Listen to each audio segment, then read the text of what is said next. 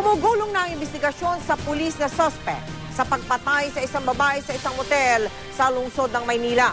Isa sa mga tinitignang motibo, minasama umano ng suspect ang pakikipaghiwalay sa kanya ng biktima.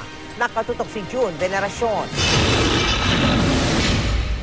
Sumailalim na sa booking procedure ang pulis sa suspect na si PO3 Ronald Fontejon.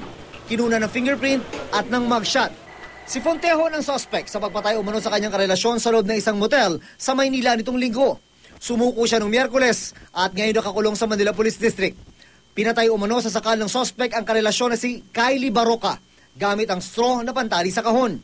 Kasama pa ng biktima ang dalawa niyang anak sa kwarto ng motel nung mangyari ang krimen. Superior strength, andun eh. Yung tao standing 5'8", 5'9" in height to eh. Yung babae, 4'10" lang. Wala pang 5 feet ang height niya. Dahil sa elementong superior strength, nahaharap ang suspect sa reklamong murder. Ilang beses namin sinubukang kunin ang panig ng suspect pero tumanggi siyang magsalita. Pero may sinabi raw ang suspect sa mga investigador na posibleng ugat ng pag-aaway nilang dalawa.